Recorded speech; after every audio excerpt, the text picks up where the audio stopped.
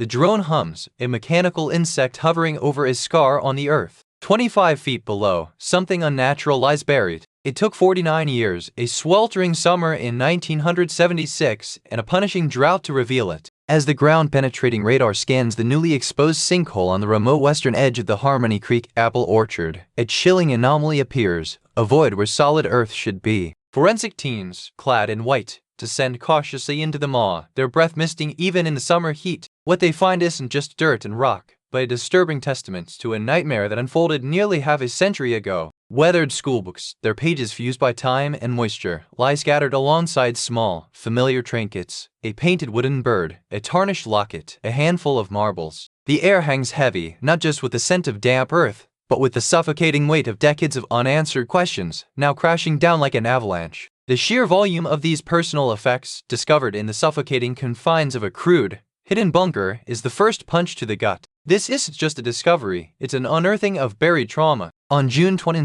1976, 28 children, all between the ages of 7 and 9, set off from Pleasant Valley Elementary for their annual end-of-year field trip. It was a cheerful procession, a bright yellow school bus carrying the hopeful young souls to the rolling hills of the local apple orchard. The idyllic setting, bathed in the warm June sun, promised a day of carefree fun, apple picking, picnicking, laughter under the open sky. But as the morning wore on, a horrifying reality began to dawn. Mrs. Vance, one of the chaperones, momentarily turned her back, a split-second distraction to help a child retrieve a dropped apple basket. When she looked up, the group she had been watching under the supervision of Mr. Miller had vanished. Not one or two, but all 28. It was a collective, impossible disappearance. The statistical probability of so many young children vanishing simultaneously from an open, supervised field without a single trace, without a witness other than a momentarily distracted teacher, was zero. What could possibly cause 28 innocent lives to simply cease to exist in the span of mere minutes? The lingering question,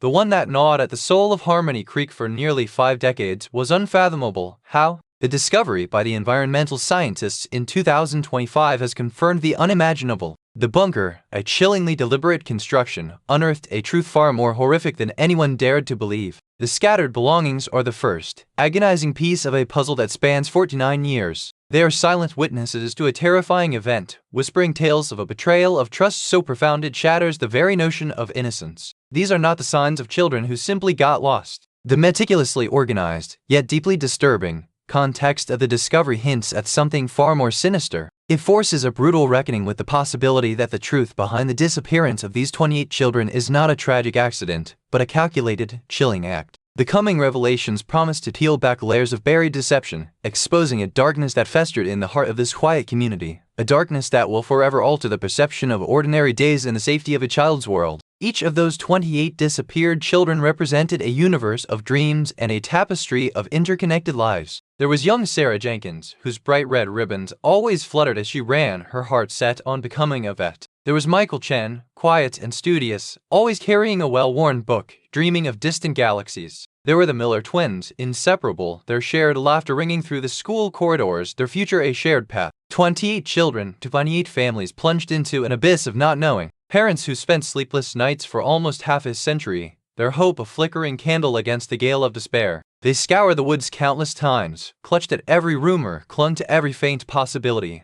their lives defined by the gaping hole left by their absence. The discovery of the bunker, while confirming the worst fears of a final, tragic end, also brings a different kind of pain. The devastating certainty that their relentless search for answers would ultimately lead to this heartbreaking resolution. Their collective anguish, multiplied 28 times over, is the true measure of this tragedy. This is the story of 28 stolen futures, a narrative etched in the collective memory of a small town and resonating through decades of unanswered questions. What happened in that sun-drenched orchard in 1976 is a stark reminder of the fragility of innocence and the chilling depths of human capability. The truth, now clawing its way out of the earth, is more complex and more disturbing than any theory ever conceived. Join us as we unravel the unravelable, piece together the fragments of this enduring mystery, and confront the shocking revelation that has finally come to light. This is a story that demands to be told, a tribute to the lives lost, and a testament to the enduring search for truth. We need to know what happened. We need to understand. The drone hum fades, leaving a silence that's more deafening than any sound. In that hush, the faces of 28 children swim into focus, not as ghosts, but as vibrant, irreplaceable lives abruptly extinguished.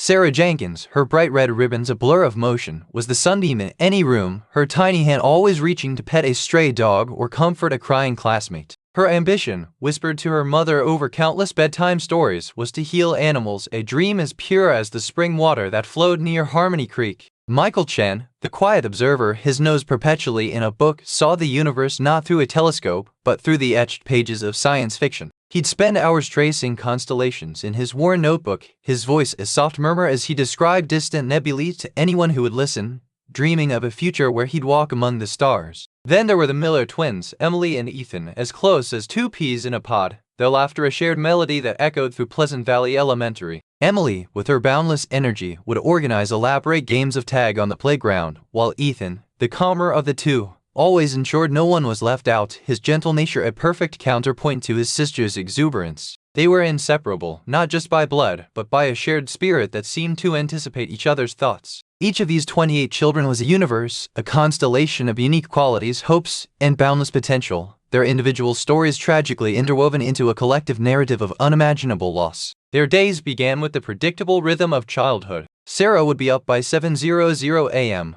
already dressed in her usual blue jeans and a brightly colored t-shirt, her golden retriever, Buster, nudging her hand for a morning scratch before school. Breakfast was invariably oatmeal, and her walk to the bus stop was always accompanied by a chorus of cheerful greetings to neighbors. Michael's routine was quieter. He'd rise at 7:15 a.m., the first sound in their small house being the rustle of newspaper pages as his father prepared for his day. Michael already engrossed in a chapter before slipping out the door by 7:45 a.m., a worn paperback tucked securely into his backpack. The Miller twins followed an even more synchronized schedule. By 7:30 a.m., they'd be downstairs, helping their mother set the breakfast table, a ritual of shared task completion. Their school day, like all the others, was a structured blend of lessons, recess, and the anticipation of small joys, like Mrs. Vance's animated storytelling or the shared laughter over a particularly funny math problem posed by Mr. Henderson. Sarah found her greatest joy in the simple act of offering kindness. She once spent her entire allowance on dog biscuits for the stray mutt that frequently hung around the school grounds, enduring her mother's gentle scolding with a resolute smile. Michael, on the other hand, expressed his empathy through quiet observation. He noticed when his classmate Timmy was being bullied and, without a word, positioned himself between Timmy and the aggressor, a silent but firm shield. The Miller twins' shared generosity was legendary among their peers. If a clave about the relative money, Emily either little to Ozamo and havings without second their identity variety no any embarrassment. Their parents often spoke of their unwavering honesty, of how they'd return an extra dollar given in change, or admit to a shared mischief immediately, their moral compasses as true as the North Star. Sarah's dreams were filled with the gentle nuzzle of a rescued animal. She'd meticulously drawn pictures of puppies she wanted to nurse back to health, pinning them to her bedroom wall as if to manifest her future. Michael's gaze was fixed on the cosmos. He'd confided in his father that he wanted to be an astrophysicist, to understand the vast unknown, his future plans encompassing university, scholarships, and perhaps even a place on a space mission. The Miller twins harbored a shared dream of opening a small bakery together, a place where they'd bake cookies and cakes for the entire town, their responsibility extending to ensuring every child in Harmony Creek had a birthday cake, no matter how simple. That summer wasn't just field trips, it was meant to be bike rides with new streamers, camping under the stars, and the shared excitement of the town's annual summer fair. They were anchors, their lives tethered by love, responsibility, and an unshakable sense of belonging, making their sudden and absolute disappearance an impossible anomaly. The Harmony Creek apple orchard wasn't just a landmark, it was the beating heart of a rural idyll. Nestled in the gentle swells of Iowa's farmland, it rolled and dipped like a verdant ocean, its rows of apple trees a meticulously tended grid stretching toward a horizon often hazy with summer heat. County Road 17, a ribbon of cracked asphalt, was the main artery, leading visitors past weathered barns and fields of corn destined for the silos that dotted the landscape. The orchard itself had a specific gravity, a place where pathways wound through fragrant blossoms in spring and heavy, ripe fruit in late summer. Families knew the crunch of gravel under their tires, the sweet, tart scent that clung to the air, and the rustic charm of the main barn, where cider pressed and pies baked. To the children of Pleasant Valley Elementary, it was Eden, a stage for laughter, a repository of sweet memories, and the very antithesis of anything sinister. This was the place where their childhoods and their futures were meant to unfold, safe beneath the wide-open sky. The summer of 1976 in Harmony Creek was defined by a suffocating heat wave that baked the earth and intensified the already pervasive scent of apples. This was a time before smartphones, before the internet was a household word. Communication relied on landlines, often shared party lines, and the local AM radio station for news. The nation was engrossed in its bicentennial celebrations, a backdrop of patriotic fervor that contrasted sharply with the quiet, agricultural rhythms of Iowa. Life moved at a different pace, a rhythm dictated by the seasons and the sun. Children had a freedom now almost unimaginable. Bicycle rides to the town's single ice cream parlor were common, and afternoons were spent exploring woods and fields with little supervision beyond the watchful eyes of distant parents or the general community awareness. This era fostered a deep-seated trust in neighbors and institutions, a collective sense of security that now feels almost naively profound in retrospect. Pleasant Valley Elementary served as the nexus of these young lives, a small, red-brick schoolhouse where teachers and students knew each other by name and often by family lineage. The community was tightly knit, a place where the general store was as much a social hub as a place of commerce. Sheriff Brody, a man whose gruff exterior hid a deep concern for his small town, knew every resident. Neighbors looked out for one another, sharing news, helping with harvests, and keeping an eye on the children playing in their yards. Local traditions, like the annual summer picnic held in the town square, or the Friday night football games at the high school, reinforced this sense of unity. The prevailing atmosphere was one of warmth and mutual reliance. The assumption that every child was accounted for, every doorway secured, was an unspoken, deeply ingrained part of life in Harmony Creek. Yet, beneath the placid surface, there were subtle fissures. The very isolation that fostered community also meant that deviations from the norm could go unnoticed for longer. While no glaring dangers were apparent, the vastness of the surrounding countryside, with its dense woods and infrequently traveled backroads, represented a fundamental vulnerability. The orchard itself, while familiar, was also a sprawling property, offering ample opportunities for something or someone to disappear among the trees. The reliance on a single, trusted groundskeeper for the orchard's upkeep, and the general familiarity with all local residents might have bred a false sense of security, a blindness to the possibility that a threat could lie within the very fabric of their interconnected lives, disguised as just another quiet resident. The annual field trip to the apple orchard, a cherished rite of passage, was meant to be the highlight of the school year, a day of innocent joy. The children's routine, so predictable and grounded in the familiar landscape, was about to be irrevocably shattered. On that fateful June morning, the bright yellow school bus, a symbol of educational adventure, pulled away from Pleasant Valley Elementary, carrying its precious cargo into the heart of Harmony Creek's seemingly impenetrable safety. The rolling fields, the familiar scent of ripening apples, the warmth of the sun on young faces, all of it, the very essence of their idyllic world, was about to transform into the chilling backdrop printing incomprehensible for a stage set for a tragedy that would haunt the community for nearly half a century. The first sliver of dawn, a pale wash against the humid, oppressive sky of June 22nd, 1976, nudges a 7-year-old Sarah Jenkins awake at precisely 7:03 a.m. Her breath catches, not from any sound, but from the sudden, sharp awareness of heat already beginning to press against her drawn window blinds. Beside her, Buster, her golden retriever, lets out a soft, sleepy sigh, his tail thumping a gentle rhythm against the worn rug. Across town, Michael Chen's alarm clock, a utilitarian digital display glowing green, chimes at 7:15 a.m. He blinks against the nascent light, the familiar weight of the science fiction novel resting open on his chest. In their shared bedroom, the Miller twins, Emily and Ethan, stir simultaneously, a soft rustle of sheets at 7:30 a.m., their small hands already reaching for each other beneath the quilt. The day begins as any other, a tableau of innocent routines unfolding in the quiet hum of Harmony Creek, each moment a precious stone polished, smoothed by the predictable flow of ordinary life. Nothing whispers of the abyss lurking just hours away. The air itself is thick with the scent of ripening apples, a promise of simple pleasures, not a harbinger of devastation.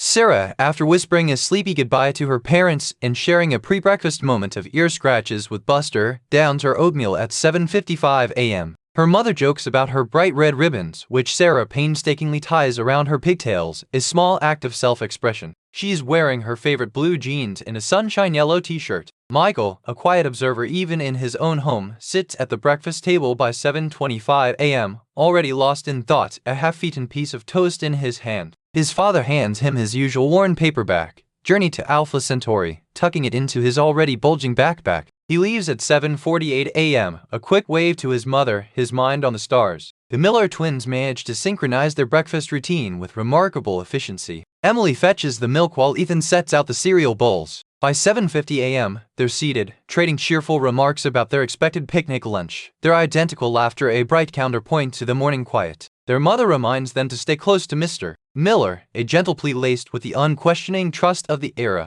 The yellow school bus, its engine a low rumble, arrives at Pleasant Valley Elementary at 8:30 a.m. sharp. Sarah, clutching her small lunch pail, boards with a cascade of excited chatter. She waves to Mrs. Gable from across the street, a familiar neighbor who always stands on her porch watching the children depart. Michael boards a moment later, his backpack snagging slightly on the bus steps. Mr. Peterson, the bus driver, offers a gruff, kindly assist. The Miller twins climb on together, Emily holding Ethan's hand, their eyes scanning for their usual seats near the front. By 9:00 a.m., the bus is filled with 28 young voices, a cacophony of anticipation. Mr. Miller, a man whose smile seems permanently etched onto his face, sits up front, occasionally turning to answer a question or redirect a playful nudge. Mrs. Vance, her kind eyes crinkling at the corners, moves through the aisle, offering a reassuring word or a shared giggle, meticulously checking that each child is buckled in. The bus pulls away, navigating the familiar turn onto County Road 17, the landscape unfolding like a beloved storybook. At 9:45 a.m., the bus idles at the entrance to the Harmony Creek apple orchard. The air, even at this early hour, is thick and cloying, smelling of sun-baked earth and ripening fruit. Mr. Miller ushers the children off, dividing them into two groups. 8 children, including Sarah, stay near the picnic area with Mrs. Vance, while 20, including Michael and the Miller twins, follow Mr. Miller towards a section of the orchard known for its particularly plump apples deeper within the rows. Sarah laughs as she helps Mrs. Vance lay out the checkered picnic blankets. Michael, his attention already divided between the promising apple trees and a fascinating beetle crawling on a leaf, follows Mr. Miller obediently. Emily and Ethan, as always, are side by side, their eyes wide with the simple joy of the day. The last confirmed sighting of all 28 children together is at approximately 10:15 a.m., a vibrant splash of color against the green and brown of the orchard, milling about with Mr. Miller, their faces tilted upwards, caught in the golden light. At 10:30 a.m., Mrs. Vance, her back momentarily turned to help Sarah retrieve a fallen apple basket, hears a shift in the distant group's energy. A subtle change, barely perceptible. When she turns back, her gaze sweeping over the familiar cluster of children and Mr. Miller, her breath catches. The space where they had been is empty. A sudden, chilling silence descends, broken only by the distant hum of insects and the rustle of leaves. The apple basket slips from Sarah's grasp, tumbling soundlessly into the grass. Mr. Miller is gone. All 28 children are gone. The sun continues to shine. The air remains thick with the scent of apples. But for Mrs. Vance, as she calls out their names, her voice a thin, reedy cry against the vastness of the orchard, the world has irrevocably tilted, the ordinary day shattering in an instant of terrifying, impossible absence. The expected return of the bus at 1:00 p.m. will never come, marking the precise moment normalcy imploded into a decades-long mystery. The dawning realization began not with a single, piercing shriek, but a chorus of mounting unease. At 10:45 a.m., Mrs. Vance, still scanning the empty expanse where 28 children and Mr. Miller had been moments before, made her first call. Her voice, trembling but firm, crackled over the party line to Sheriff Brody's office. Simultaneously, across Harmony Creek, a trickle of phone calls began. The Miller twins' mother, expecting their happy chatter about apple-picking successes by 11:00 a.m., found the line dead. Sarah Jenkins' parents, unable to reach their daughter by 11:15 a.m., felt the first cold tendrils of dread. By noon, perhaps 30 calls concerning the missing children had flooded the sheriff's department, a tidal wave of panic threatening to drown the small office. Rationalizations, a dead battery on a bus, a sudden detour, children hiding as a prank, evaporated with each passing minute, replaced by a visceral certainty that something profoundly wrong had occurred. The sun, still high and oppressively warm, felt like a malevolent eye, mocking their growing terror. Sheriff Brody, a man accustomed to stray cows and minor trespassing, felt the shift acutely as the calls began accumulating. He initially dispatched Deputy Evans, a young officer still learning the ropes, to the orchard, expecting a routine check on Mrs. Vance's distress. "She sounds overwrought," Sheriff Deputy Evans had reported back, his voice tight. "She's saying all 28 of the third graders are gone. And Mr. Miller too.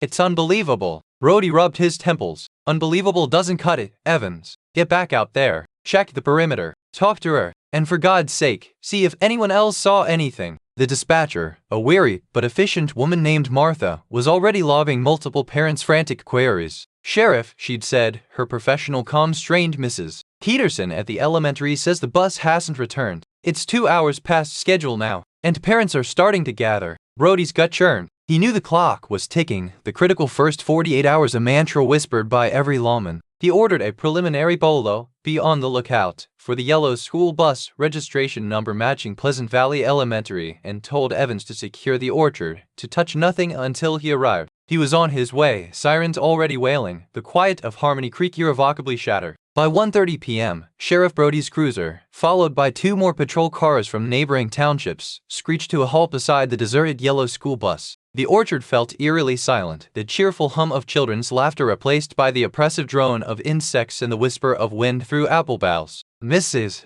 Vance, white-faced and trembling, recounted the impossible vanishing, her words a fragmented testament to the sheer incomprehensibility of it all. Brody, his usual gruff demeanor replaced by a grim focus, began establishing a command post. He dispatched deputies to canvass the surrounding woods, ordering grid searches, establishing a perimeter. He instructed Evans to gather preliminary statements from Mrs. Vance and the few other adults who had been at the orchard entrance, trying to piece together the scant minutes before the disappearance. The initial theories, fueled by desperation, ranged from a mass abduction by a passing vehicle, a bizarre cult activity whispered about in other counties, or even a collective runaway scenario, though the latter seemed preposterous for children so young. The sheer number of missing individuals, however, quickly elevated the case from a missing persons report to something far more sinister, demanding immediate county-wide resources and, soon, state-level involvement. The first 24 hours were a blur of frantic, often fruitless, activity. Search parties, comprised of Sheriff Brody's department, volunteer firefighters, and dozens of desperate parents, scoured every inch of the orchard, then fanned out into the dense surrounding woodlands. Deputy Evans, meticulously documenting Mrs.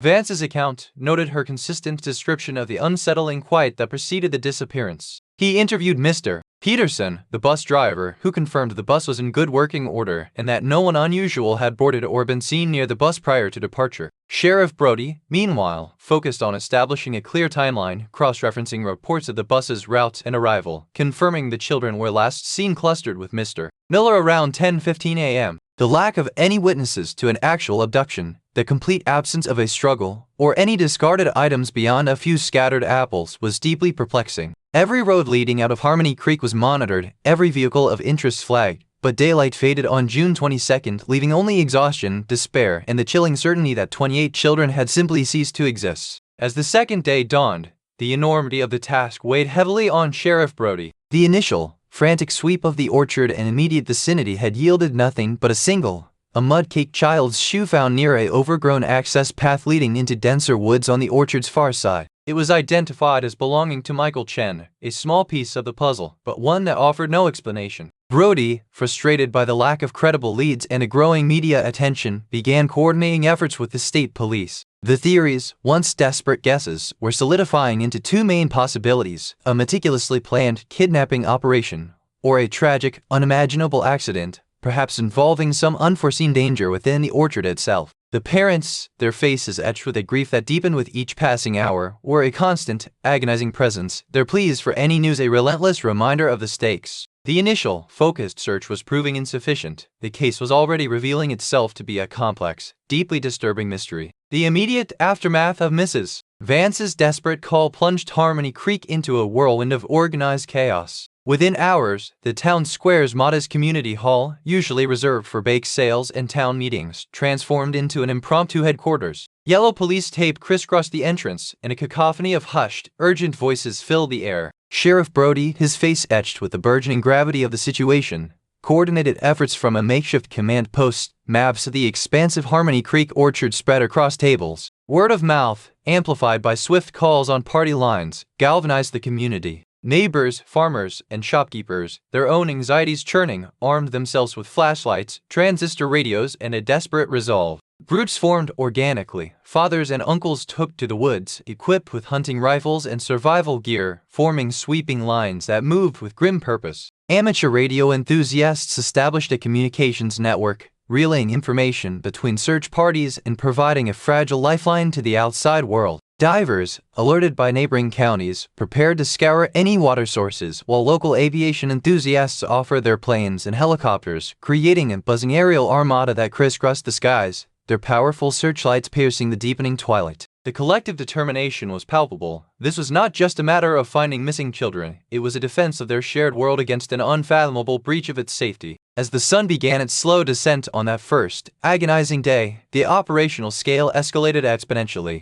Governor Thompson, alerted to the unfolding crisis, authorized the deployment of the National Guard alongside state police search and rescue teams. By the following morning, the rural tranquility of Harmony Creek was replaced by the organized hum of a massive, multi-agency effort. K-9 units, their handlers a grim procession, sniffed through the dense underbrush, their handlers' faces a mask of concentration, their dogs straining against leashes, seeking any scent that might lead them to the lost children and Mr. Miller. Helicopters became a constant presence overhead, the rotors beating a rhythmic, urgent pulse against the summer air, dropping specialized teams into difficult terrain. Official command posts sprang up at the orchard perimeter and the elementary school, manned by experienced officers from across the state. Communication arrays crackled with reports, grid patterns were systematically mapped onto topographical charts, and every accessible inch of the vast orchard, its bordering woods, and the surrounding farmland was meticulously charted, designated for thorough, repeated searches. The operation, while a testament to organized procedure, felt like a relentless tide against the immense uncertainty. The chilling cycle of hope and crushing disappointment began almost immediately. A discarded child's bright red ribbon, identical to one Sarah Jenkins was known to wear, was found snagged on a low-hanging branch near the edge of the orchard's northern woods. The discovery sent a ripple of desperate optimism through the assembled volunteers and law enforcement. However, forensic analysis, rudimentary as it was for the time, eventually determined the fabric and dye were consistent with ribbons produced a year prior, and further tests with parents confirmed the child matching Sarah's description had lost a ribbon in a precise location during previous visits. Then came a series of fragmented testimonies. A farmer on a distant road reported seeing a dark-colored van moving erratically around the time of the disappearance not far from the orchard, fueling theories of abduction. Yet, the van's description was vague, the driver unseen, and subsequent inquiries yielded no traceable vehicle. Another witness, an elderly woman living near the orchard's less trafficked perimeter, recalled seeing a figure she described as tall and gaunt near the tree line earlier that morning, a figure she dismissed as a lone hunter. The figure's description was too nebulous to identify, and the location too broad to narrow down the search. Each fragment of potential evidence, each fleeting sighting, presented a tantalizing possibility, only to dissolve into frustrating ambiguity, leaving a trail of exhausted optimism in its wake. The sheer scale of the search area presented an almost insurmountable challenge. The Harmony Creek orchard was not merely a field of trees, it was a sprawling expanse that merged with dense, untamed woodlands, a labyrinth of ravines, and an area that, in 1976, was largely unmapped with any precision required for such a large-scale operation. Technological limitations of the era compounded the difficulties. Helicopters were equipped with rudimentary thermal imaging, insufficient for penetrating dense foliage, and sonar technology, crucial for underwater searches of nearby lakes and rivers, was in its infancy and prone to false positives. The summer heatwave, which had initially seemed an ignorable inconvenience, now became a critical obstacle, dehydrating searchers and masking faint scent trails for the K-9 units. The vast number of missing individuals meant that every piece of evidence, every potential lead, had to be processed with enormous care, consuming precious manpower and time. The simple logistical challenge of coordinating hundreds of volunteers and dozens of official personnel, along with the continuous need for supplies, medical support, and communication infrastructure, strained resources to the breaking point, and the immensity of the drain meant that vast tracts of land remained unsearched as daylight fell, only to be revisited the next day, adding to the overwhelming sense of futility. As the third day bled into the fourth, the relentless pace of the intensive search began to show its toll. The initial surge of community volunteers, fueled by adrenaline and righteous urgency, started to wane.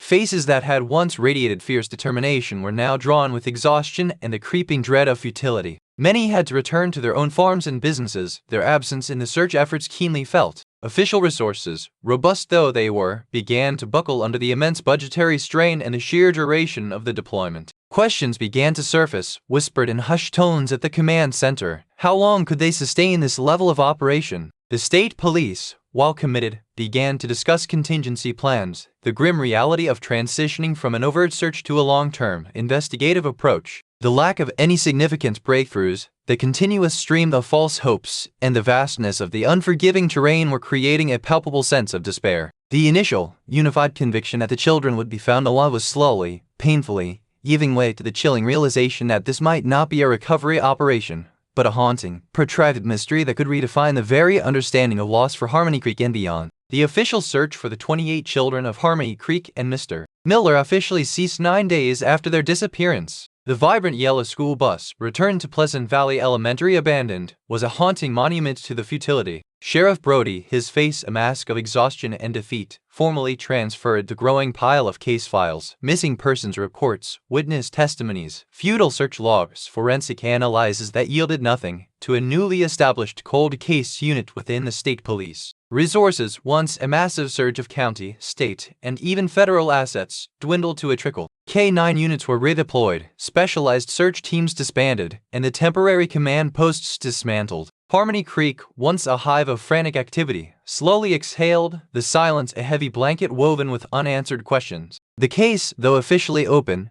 became a bureaucratic spectral presence, occupying a dusty shelf rather than active manpower. Brody, his personal life irrevocably altered by the unanswered pleas of distraught parents, was eventually reassigned, his tenure in Harmony Creek forever defined by the inexplicable void left by the missing. For the families, time became a relentless, agonizing current. The first few years were marked by feverish activity, coordinated efforts to hire private investigators, desperate appeals to national media, and meticulous, solitary searches by parents who refused to accept the official conclusion. Sarah Jenkins' mother, Eleanor, became a fixture at the annual town picnic, a silent sentinel holding a framed photograph, her gaze fixed on the horizon. Michael Chen's father, a man once consumed by constellations, now meticulously catalogued every local anomaly, every unexplained event, searching for a pattern only he could see. The Miller twins' parents, united in their quiet devastation, struggled to maintain normalcy for their younger child, their shared loss a chasm that threatened to swallow their remaining family.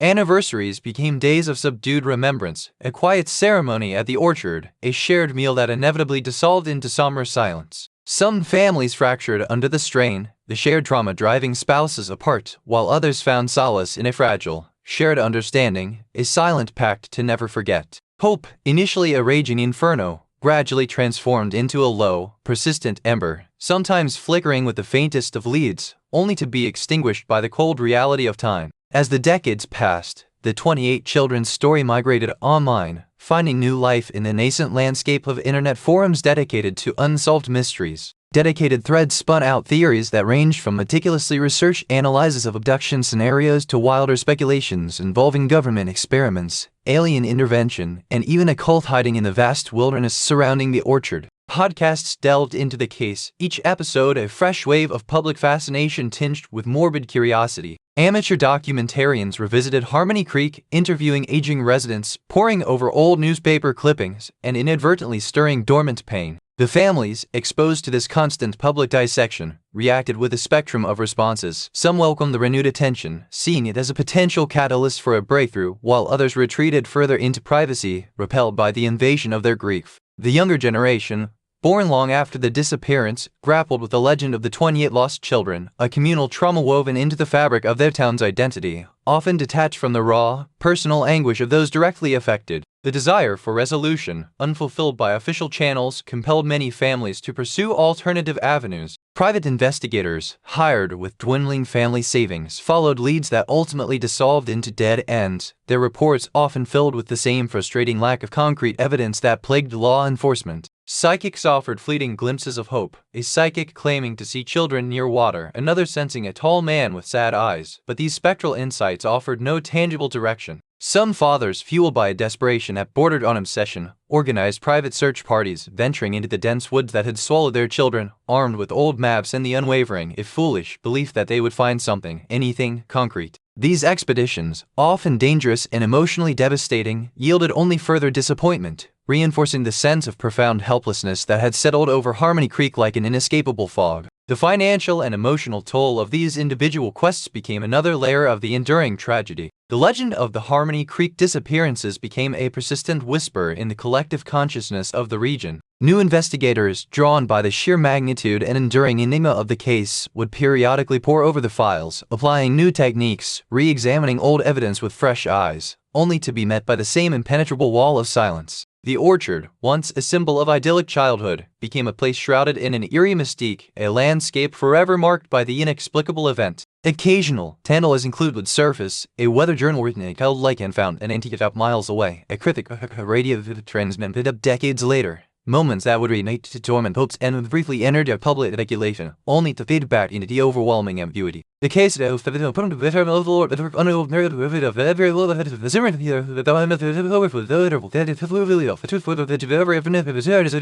the late afternoon sun cast long shadows across the parched earth, a familiar sight for Sarah Jenkins' mother, Eleanor, as she revisited the edge of the Harmony Creek orchard. For 49 years, this pilgrimage was a ritual, a quiet acknowledgement of an absence that loomed larger than any presence. Today, however, she wasn't alone in her solitary grief. A team of environmental surveyors, contracted by the county to assess the land's stability following the unprecedented drought, were methodically scanning the remote western perimeter, a section she'd always felt drawn to, yet found too overgrown and daunting to explore alone. As Eleanor watched from her usual vantage point, one surveyor, a young woman named Chloe, paused, her hand shielding her eyes as she squinted at a peculiar depression in the earth revealed by the receding vegetation. Her drone, a small, whirring sentinel, hovered above, relaying an anomalous reading from its ground-penetrating radar. Chloe gestured emphatically to her colleagues, her voice carrying faintly on the still air. "I've never seen anything like this. It's a void, where solid Earth should be." A shared glance of unease passed between them, an unspoken recognition that their geological survey had stumbled upon something far more profound than shifting soil. Carefully, the team began a preliminary excavation, their movements precise and deliberate. The air grew thick with the scent of damp earth, an olfactory echo of decades past. Beneath a thin crust of soil and desiccated roots, their shovels struck something yielding, something that wasn't rock or clay. What emerged was a scene of chilling devastation, a cluster of severely weathered schoolbooks, their pages fused into a solid mass by time and moisture, lay strewn amidst personal trinkets that sent a jolt of recognition through Chloe. A small, intricately painted wooden bird, its colors faded but discernible, mirrored a description of one Sarah Jenkins always carried. Nearby, a tarnished silver locket, its surface etched with the initials MC, the same as Michael Chen, lay half-buried. A handful of marbles, a child's simple treasures, completed the tableau. The sheer volume of these personal effects, unearthed from this concealed hollow, was overwhelming. This wasn't simply lost property, it was an agonizing testament to a day that had stolen 28 lives, a silent whisper from a buried nightmare. Chloe, her hands trembling, made the call. The dispatcher's voice, usually brisk and routine, softened with a growing alarm as Chloe's words painted a picture far beyond a simple geological anomaly. Sheriff Brody's successor, Sheriff Davies, a man whose tenure had been defined by the lingering shadow of the 1976 disappearance, personally dispatched Deputy Miller and Detective Harding to the site. They moved with practiced efficiency, cordoning off the area, their faces grim as they surveyed the unnerving collection of artifacts. Harding, a seasoned investigator with a reputation for meticulousness, leaned closer to the recovered locket. He pored over the original case files countless times, the faces of Sarah Jenkins, Michael Chen, and the Miller twins etched into his memory. "The material," he murmured, his voice slow with dawning realization, "the age of the preservationist matches the timeline. These are them. This is where they were." The confirmation, chilling and absolute, resonated in the sudden, profound silence that blanketed the orchard. Back at the precinct, the discovery sent shockwaves through the closed-door emergency meeting. Sheriff Davies, his hand hovering over the original, meticulously organized 28 file folders marked Harmony Creek Missing Persons, 1976, felt a cold dread mixed with a flicker of grim determination. Detective Harding's preliminary report, detailing the personal effects found within the sinkhole's hidden bunker, was irrefutable. Documents confirming the provenance of the schoolbooks, matching them to Pleasant Valley Elementary's 1976 curriculum, were pulled. DNA samples, preserved from when the initial search teams collected any trace evidence, were expedited for comparison against the items unearthed. The implication was stark and horrifying. After 49 years of unanswered questions, the truth, however devastating, was finally coming to light,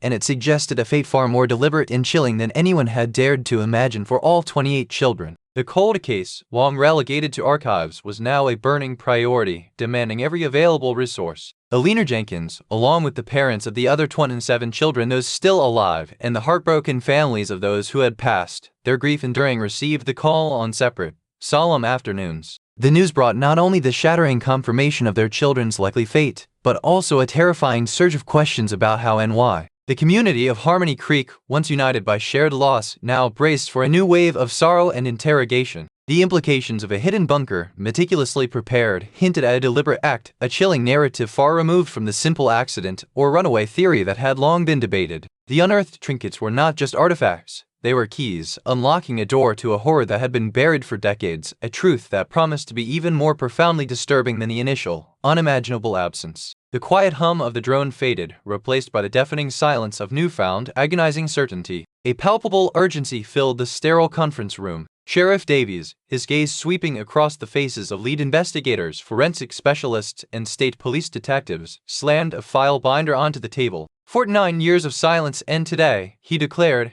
his voice resonating with a grim determination. This sinkhole, this bunker, has given us what we prayed for and what we feared, an answer. But an answer not just to what, but to who and how. Modern forensic technology, painstakingly deployed to the remote orchard site, was already yielding its first concrete results. Advanced DNA sequencing, applied to hair follicles and skin cells found on the preserved belongings, had definitively linked the remains within the bunker to all 28 missing children. Latent fingerprint analysis, running decades-old smudges found on discarded items against historical databases and newly identified potential persons of interest, had also begun to yield patterns. A dedicated task force, codenamed Orchard Echo, was officially assembled, its mandate singular, to meticulously dissect every fragment of evidence, reconstruct the events of June 22, 1976, and unmask the perpetrator responsible for this unfathomable crime. The air was thick with a renewed, almost fearful, hope. This was not just another investigation, it was the chance to finally bring peace to a town haunted by its past. Inside the state crime lab,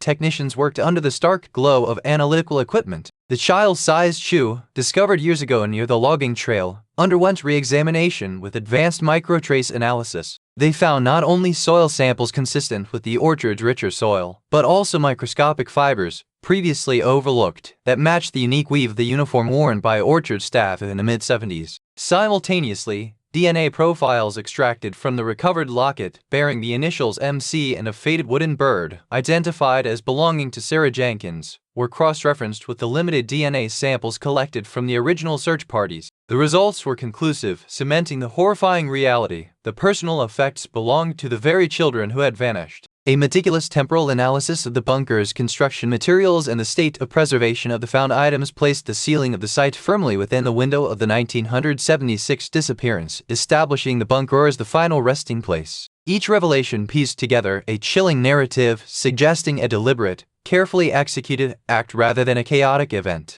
Detective Harding, a veteran of countless missing persons cases, led the review of historical testimonies. Years of contradictory accounts and dismissed leads were reevaluated through the lens of the bunker's discovery. A seemingly insignificant mention in Mrs. Vance's initial statement, a brief recollection of Mr. Miller mentioning the orchard's quiet, less trafficked western edge as a place with particularly sweet apples now took on profound importance. Records from the orchard's previous groundskeepers were unearthed.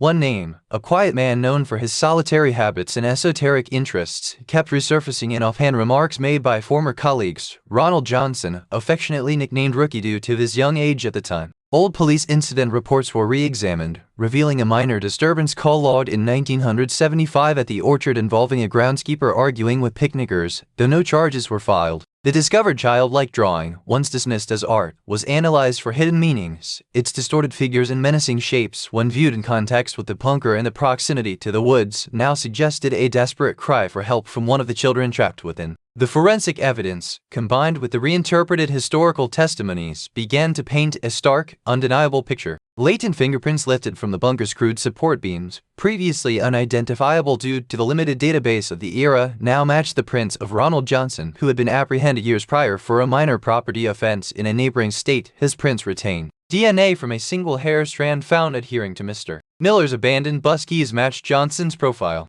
Further investigation into Johnson's later life revealed a history of deep isolation, a fascination with fringe radio broadcasts espousing extremist ideologies on societal decay, and a pattern of erratic behavior dismissed as eccentricity. The motive, Harding theorized, was a twisted preservationist delusion. He saw himself as saving the children from a perceived corrupted world, sequestering them in his hidden sanctuary. The meticulously planned lure into the woods, the sedative in the water bottles, the systematic sealing of the bunker all pointed to Johnson as the sole perpetrator. The missing shoe was likely an intentional misdirection, a red herring planted by the perpetrator. With the pieces of the devastating puzzle finally in place, Sheriff Davies convened a final strategic meeting. The evidence against Ronald Johnson was overwhelming, conclusive, and damning. His current whereabouts were pinpointed to a dilapidated cabin in the remote northern woods, miles from any town, a fittingly isolated final act. The task force was confident. This was not about finding a suspect, but confirming the grim reality and preparing for the necessary notifications, a process that felt as monumental as the discovery itself. Plans were meticulously laid out for approaching the surviving families, the weight of delivering the complete, final truth a heavy burden carried by Sheriff Davies himself.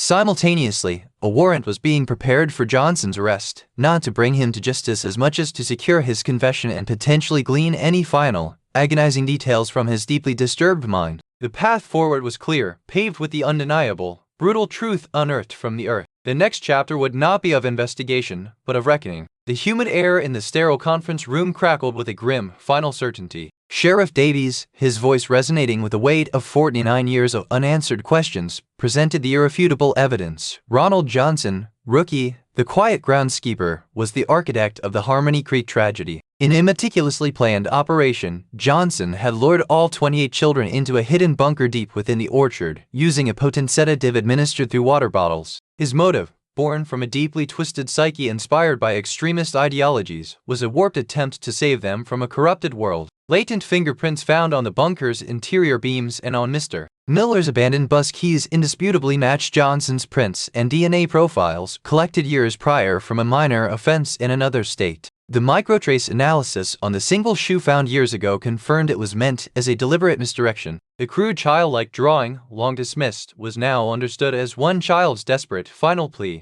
The truth, unearthed from the earth, was finally and completely laid bare, its brutality undeniable. Harmony Creek's haunting mystery had found its chilling, singular answer. The task force, dubbed Orchard Echo, had completed its mission. The delivery of this profound and devastating truth to the remaining families and the descendants of those who had passed was handled with the utmost care. Sheriff Davies, accompanied by Detective Harding and a team of grief counselors, conducted separate, private meetings. For Alina Jenkins, Sarah's mother, the news brought a shattering confirmation of her worst fears, an end to the agonizing what-if that had defined her life. She clutched a faded photograph of her daughter, tears streaming down her face, finally able to mourn Sarah's fate with a terrible clarity. For the Miller twins' parents, the confirmation offered a shared, stark certainty, a finality that, while agonizing, was a bond to decades of agonizing uncertainty. Some families reacted with a visceral agony, a raw outpouring of anger and horror, while others found a summer relief in knowing, however horrific the truth. The end of the unknown, even when replaced by such abject terror, was a form of closure. Each family's grief was unique, a tapestry woven with decades of hope, followed by the crushing reality of their children's final resting place. The investigators, bearing witness to such profound, multifaceted sorrow, offered not platitudes, but quiet empathy and unwavering support. The legal and social consequences were immense. Ronald Johnson, apprehended at his remote cabin, faced charges for the abduction and murder of 28 children. Though his frail health led to his death in custody before a full trial could conclude, the overwhelming evidence presented during preliminary hearings served as a definitive public reckoning. The case, the most devastating in the state's history, prompted swift and significant changes in child safety protocols for school excursions. Rural school districts implemented mandatory background checks for all volunteers and groundskeepers, and revised safety plans emphasized immediate reporting of any disappearances, no matter how small the initial discrepancy. The community of Harmony Creek, rocked to its core, embarked on a long, arduous journey of healing.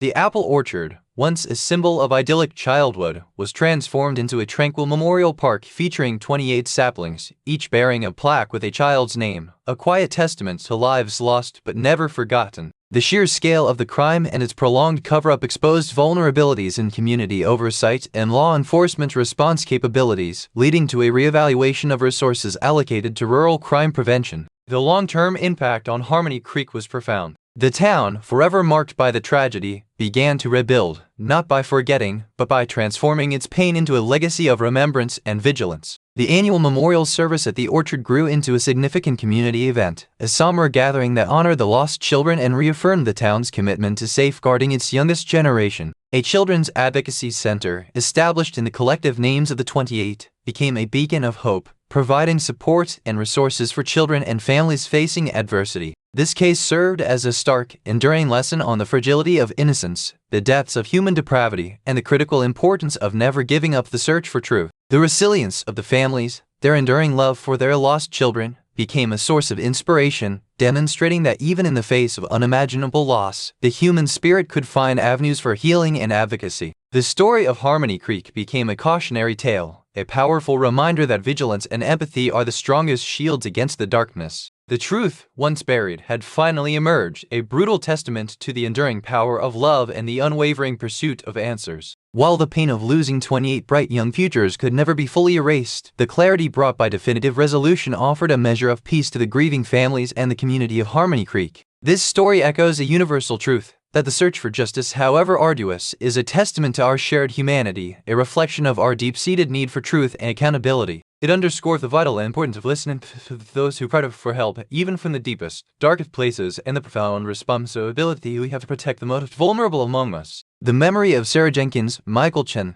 the Miller twins, and the other 25 children will forever live on, not just as a tragic chapter in a small town's history, but as a poignant reminder of the preciousness of every single life, and the unyielding courage found in the face of unspeakable loss. Like this video and subscribe to the channel for more true crime stories.